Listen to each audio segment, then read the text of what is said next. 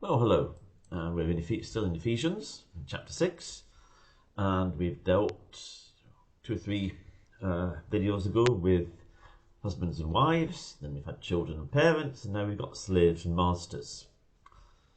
So I've got a few things to say, but we'll read the verses 5 to 9 first of all, from the ESV. Slaves, obey your earthly masters with fear and trembling, with a sincere heart as you would Christ. Not by the way of eye service as people pleasers, but as servants of Christ, doing the will of God from the heart. Rendering service with a good will as to the Lord and not to man, knowing that whatever good anyone does, this he will receive back from the Lord, whether he is a slave or free. Masters, do the same to them, and stop your threatening, knowing that he who is both their master and yours is in heaven, and there is no partiality with him. Right, where shall we start? Well, let's first of all a couple of general points about slaves, like slavery. First of all, slavery has been endemic in all societies for virtually all time. When we think of the slave trade that Britain and the United States were involved in, and they're not the only ones to be involved in it, all sorts of countries, all sorts of ethnicities have been involved in slavery. The view that it's just the evil white people of the West who've been involved in slavery is complete and utter garbage. But all people are involved in slavery, when we think of the slave trade, in terms of what America did and what Britain did for a time as well, that's not the only form of slavery that existed, and it was so endemic, it was a fundamental part of society. And then people say that the Bible condones slavery. No, it doesn't.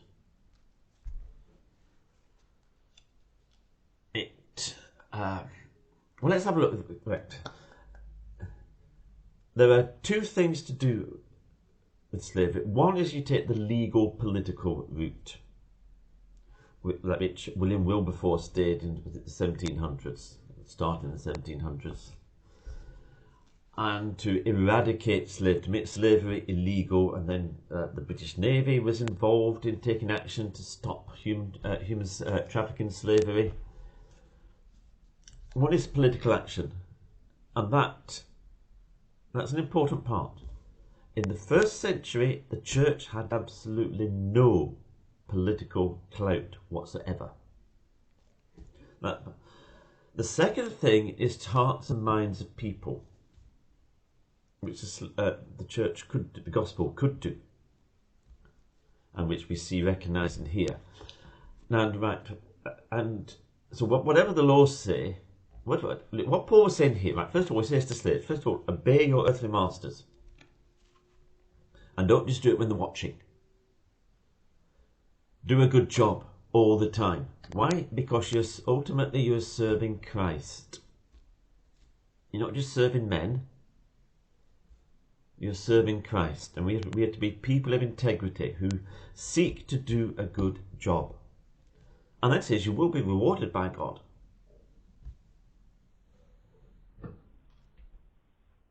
So our first concern is that we are people of godly character. We are Christ-like. And then he says to slave owners or to masters, do the same to them. I treat them in the same way. God's watching you. There's no partiality with God. In human terms, you might be the boss. You might have power and authority and be able to get away with things. In actuality, you can't, because God's watching. And if you treat people unjustly, God will take action against you at some point. But on the more positive side, you treat them as human beings.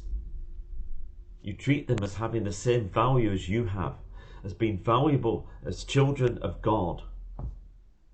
Now, if we do this, if this is done, then most of the ill effects of slavery are nullified. It doesn't matter what the laws of society are. If you do this, you act according to this, then the evil effects, or laws which might be, or system which might be operating at the time, is largely nullified. And so the church had no political power at this time, so it wasn't able to do anything on the sort of political, legal side of stuff, but it could change the hearts of men and women. And if we look at our society, right, formally in the West, we don't have slavery. Now, there is actually an awful lot of slavery goes on, particularly in terms of sex trafficking. There is still, slavery exists, it has not been eradicated.